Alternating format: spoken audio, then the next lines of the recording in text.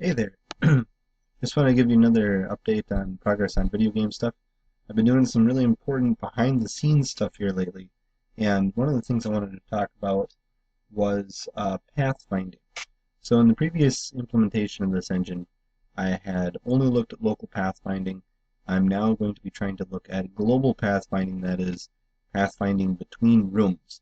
Now, as part of that, I sort of have two basic uh, stages that pathfinding takes. There's pathfinding within a room and then pathfinding between the rooms.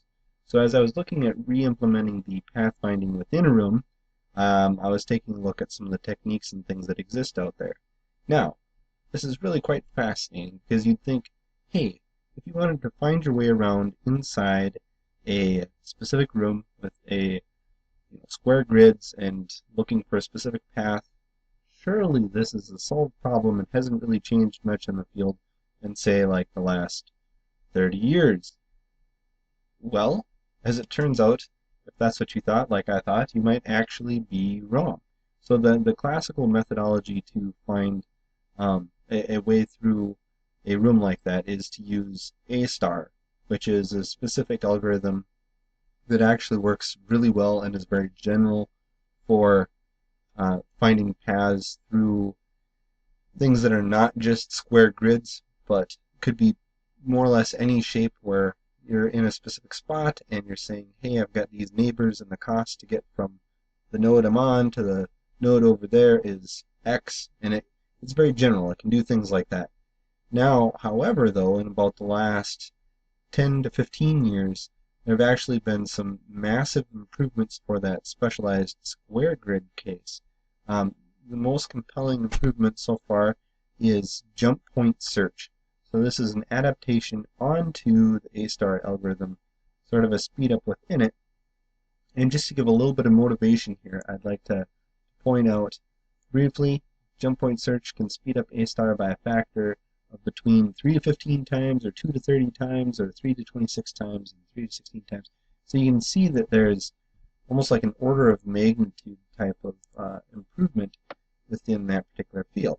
Now, I'll leave the details up to you of exactly how the whole thing works, but in a nutshell, it's all based on the fact that when you're using A-star in a general way, that it needs to look, it doesn't really know anything about the whole grid structure, and so it looks through more than it needs to look through. Well, if you take into account that you're in a square grid, and if you also take into account that the step from one grid to another grid point is going to be constant over the whole thing, which is true for many RPGs, but not all. For example, if you had uh, stepping over water or mountains cost more than stepping over a field, you'd still not be able to use it. But if you can make that assumption, you're allowed to get this massive speed up. And basically, it looks at the idea of if you're on a specific point, how could you have gotten to the point?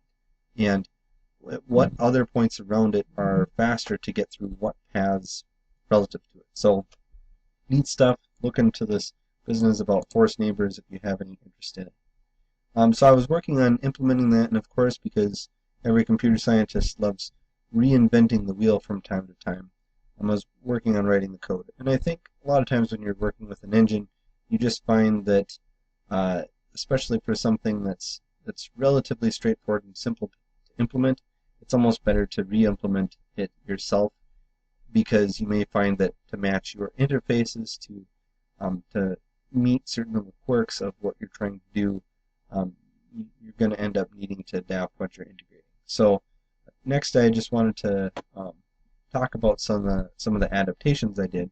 So in case uh, you or someone you know is trying to implement this, what are some real-world things you might want to consider?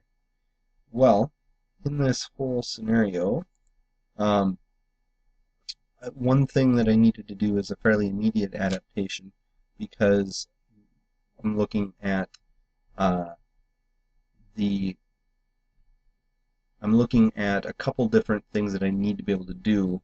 I need to be able to check when a path has changed and potentially recalculate it. So one thing I needed to do then was to take the jump point search points, jump points, and interpolate between them on the path when I actually expanded it. And so I kind of have some extra code here that once it's figured out the jump points, it simply expands between. That's a very easy modification, but an important one. You want to be able to start monitoring on a per block basis. Another important modification that I needed to consider was how I handle portals. Now these are a little bit sneakier. So consider you have a room that has a bunch of portals into it and a bunch of portals out of it. We're going to ignore the portals into it for the moment because I'm going to assume that they just drop onto grid space, and if you were to walk over that grid space, nothing would change or happen. However, if you were to consider the outbound portals, well, then you need to be careful. Well, eventually for implementing the global pathfinding, we need to be a little bit careful about that.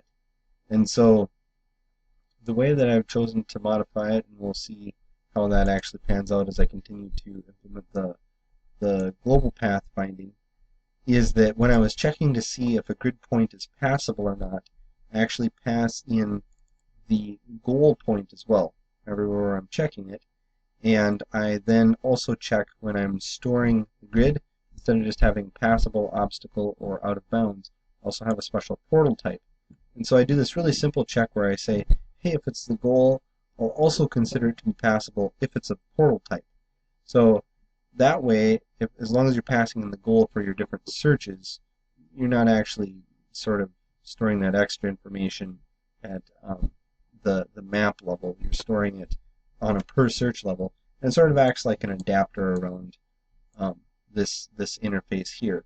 So the idea is that if you are trying to pass through a room and get to a specific goal that is a portal point, this code here will allow you to treat all the other portals as if they were obstacles, but the portal that you're trying to reach will then be reachable via the algorithm. I tried a couple different other approaches that were actually more complex, and then I had the moment of epiphany, and I realized, oh, I should do it this way. It'll be much simpler and much easier to sort of prove. So that was another adaptation that I needed to do. Now another general thing that was just I needed to be educated about it is thinking about how the distance works. So a lot of times if you're thinking how you might implement distance between 2 points, you might be familiar with, for example, Euclidean distance. That's the usual geometry distance. You take your 2 points in space and you square them up, you sum them, and you get the square root of the whole works. Usual sort of thing. Well, that works okay, but it may not be as representative as you want. Of course, you can use Manhattan distance, which is sort of just allowing it to go straight up or down or left or right. But again, if you're allowing it to walk along diagonals, which this jump point search does, that's also maybe not the best fit. So I decided to go for something called octal distance, which basically looks like this. And our good friend Mitt from game programming, and specifically, notably, has great articles on pathfinding in general, talks about this.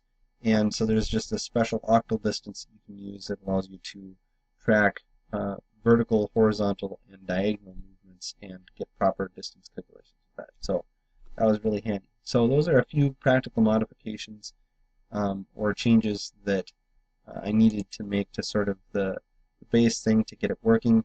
Also, another factor is a lot of times you're looking at like some sort of a heap implementation. I've been using the C5 collections in my C# code to fill in some of the gaps where the built-in .NET collections are maybe not sufficient, as well as when I was talking earlier about being able to check if a path has changed and keeping track of those expanded nodes. Well, under the hood, the C5 collections are particularly handy because they also have eventing when collections change, and it really makes things working a lot more nicely if you do that. So, at any rate, hopefully you found that at least somewhat interesting. It's fairly dry, but that's some of the stuff I'm working on. I'll be on to global pathfinding here in just a little while, and we'll see how the whole thing works together as sort of a simple implementation of hierarchical pathfinding. Thanks.